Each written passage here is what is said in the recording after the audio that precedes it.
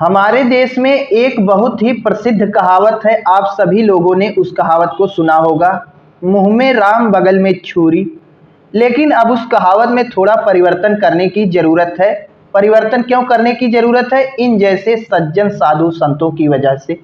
उस कहावत में अब परिवर्तन करने की ज़रूरत है कि मुंह में राम दिमाग में छोरी। मुंह में राम दिमाग में छोरी, इसी प्रकार की हरकत ये जो आपके सामने टीका लगाए हुए व्यक्ति दिखाई दे रहा है, इसने भी किया है। इसके ऊपरी वेशभूषा से आपको लग रहा है कि दुनिया का सबसे सज्जन व्यक्ति यही है। भोला सा चेहरा है, गले में कंठी माला डला हुआ है, माथे पर टीका लगा हुआ है। कितनी शालीनता चेहरे में, देखो कितना शालीनता झलक रही है, कितनी सज्जनता झलक रही है। लेकिन जब इनके खोपड़ी की विवेचना की जाए, इनके दिमाग में क्या चल रहा है उसका अध्ययन किया जाए, तो दुनिया का सबसे दुर्जन व्यक्ति, सबसे बड़ा बलात्कारी व्यक्ति यही है। इतना बड़ा बलात्कारी है कि पढ़ाई करने वाली छात्राओं को भी इसने अपनी हवस का शिकार बनाया और इसके खिलाफ 32 छात्राओं ने शिकायत दर्ज की है। आइए उसके बारे में थोड़ा देख लेते हैं। दिल्ली में छात्राओं ने चैतन्यानंद सरस्वती पर लगाए छेड़खानी के आरोप। क्या है पूरी खबर? इंडिया टुडे की रिपोर्ट के मुताबिक चैतन्यानंद के खिलाफ श्री श्रृंगेरी मठ के प्रशासक पीए मुरली ने 4 अगस्त 2025 को शिकायत दर्ज कराई थी। शिकायत में आरोप लगाया गया था कि Swami Chaitanyananda Saraswati Shri Sharda Institute of Indian Management में पढ़ने वाली 32 छात्राओं का यौन उत्पीड़न किया। अभी हमने आपको बताया ना, 32 छात्राओं को अपनी हवस का शिकार बनाया था। 32 छात्राओं का इसने यौन उत्पीड़न किया। आरोपी इस इंस्टीट्यूट की मैनेजमेंट कमेटी का सदस्य है।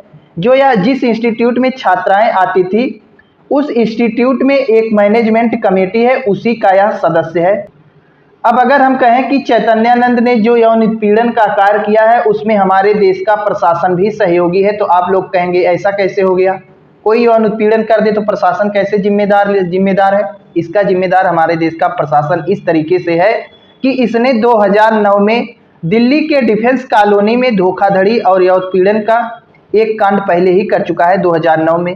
इसके बाद 2016 में भी चैतन्यानंद के खिलाफ इसी बसंत कुंज आश्रम में एक महिला से यौन उत्पीड़न की शिकायत दर्ज की गई थी। अगर उसी समय हमारे देश का प्रशासन इसे पूरी तरीके से लाक लगा दिया होता है, या तो इसका इस प्रकार के साधु संतों का, इस प्रकार के लोगों का, इस प्रकार गंदी मानसिकता के लोगों का इनकाउंटर कर दिया गया होता, तो आज ये हमारे जो देश की 32 छात्राओं का यौन उत्पीड़न किया गया वह नहीं होता। चैतन्यानंद के ऊपर छात्राओं ने आरोप लगाया कि ये उनके खिलाफ अपमानजनक भाषा और अश्लील मैसेज भेजते थे।